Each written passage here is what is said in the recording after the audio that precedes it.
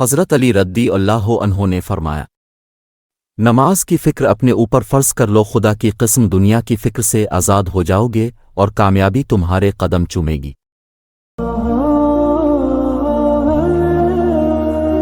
آپ صلی اللہ علیہ وسلم نے فرمایا، جنت میں ایسے لوگ داخل ہوں گے جن کے دل چڑیوں کی طرح نرم ہوں گے۔ نبی کریم صلی اللہ علیہ وسلم نے فرمایا، جس نے رمضان کے روزے ایمان اور خالص نیت کے ساتھ رکھے اس کے پچھلے گناہ بخش دیے گئے۔ صحیح بخاری حدیث نمبر 38۔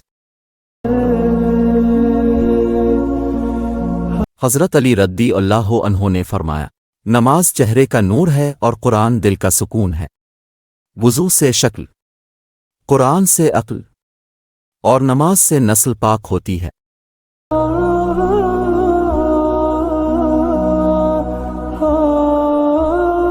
ہم وضو کرتے ہیں تو ہم پاک ہوتے ہیں، اور حضور پاک صلی اللہ علیہ وسلم وضو فرماتے تھے تو پانی پاک ہوتا تھا۔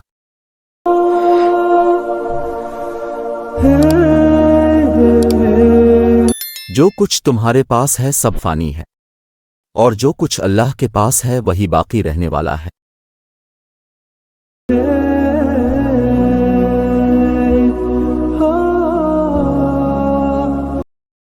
اور دنیا کی زندگی دھوکے کے سوا کچھ نہیں۔ القرآن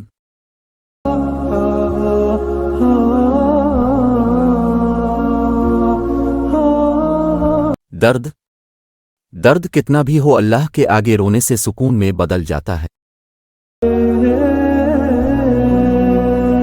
چن لے مجھے بھی اپنے سجدے کرنے والوں میں اے اللہ، کب تک بھاگتا رہوں کا تجھ سے تیری ہی دنیا میں۔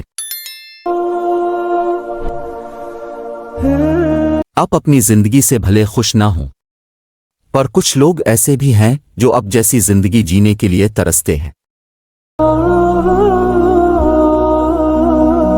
سب سے خوبصورت اور صاف زبان روی یوں کی ہوتی ہے، کچھ کہنا سننا بھی نہیں پڑتا اور ساری بات بھی سمجھ لگ جاتی ہے۔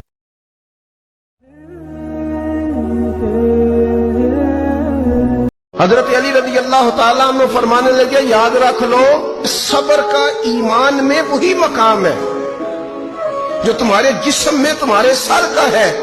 تو فرمایا یاد رکھو، جب سر چلا جاتا ہے تو جسم چلا جاتا ہے، اور جب صبر چلا جاتا ہے تو ایمان چلا جاتا ہے۔ صبر کا دامن تھام کے